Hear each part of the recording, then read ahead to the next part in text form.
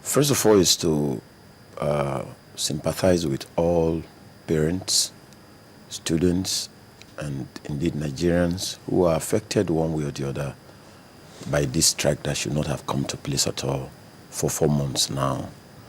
Because if you recall that on the 14th of December 2006, the then Minister of Education, Dr. Obiageli Ezekwesili, inaugurated on behalf of the federal government a negotiating committee headed by no less than a reputable Nigerian, Dikin Gamaniel Onosode, including Dr. Wale Babalake, Senior Advocate of Nigeria, and so many other people, to say, look, get us out of this educational rot. We want a permanent solution that will address all the issues in the educational system so that our universities can also get to that level that all of us expect, and we don't have to send children abroad.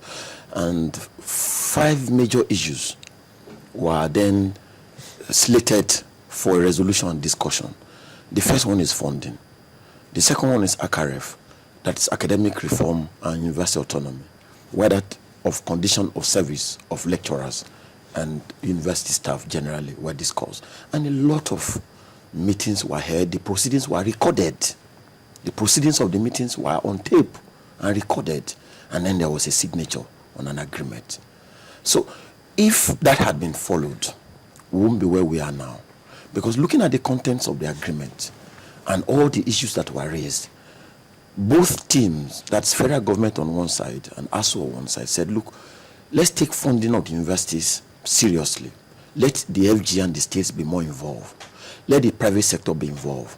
Let educational tax fund be involved. Let petroleum development tax fund be involved. Let the organized private sector and even alumni associations be involved in funding, such that we can get infrastructure, we can get the things that we require in these universities. And then they then agree on a 3-year rolling plan from 2009, 2010 to 2011, and say we will spend about 1.5 trillion naira.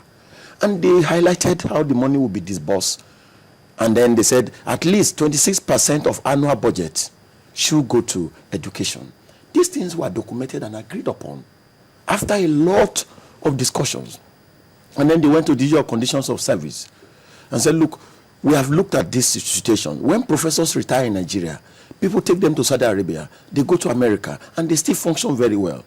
And they become leaders in those wonderful universities and are producing graduates. So allow the lecturers to remain.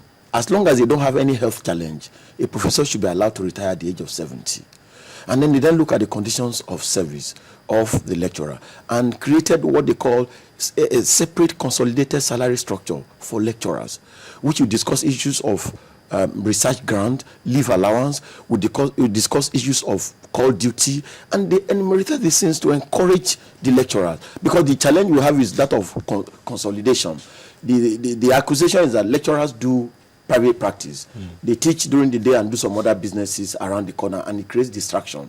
So they said, look, give us these opportunities: research grant, leave allowance, enhanced salary, supervision of graduates, and they enumerated these things and agree upon. And then they moved to academic freedom to say, we want university autonomy.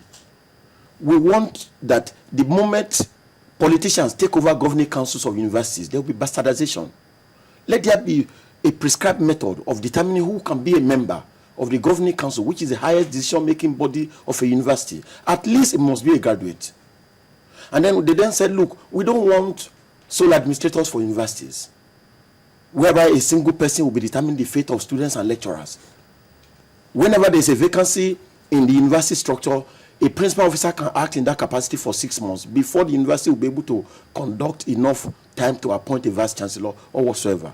And they agreed on these things and said students should be allowed to become decision makers in the university system. They should become stakeholders. There should be independent students' unionism, whereby their interests can be taken into consideration when you want to administer a university.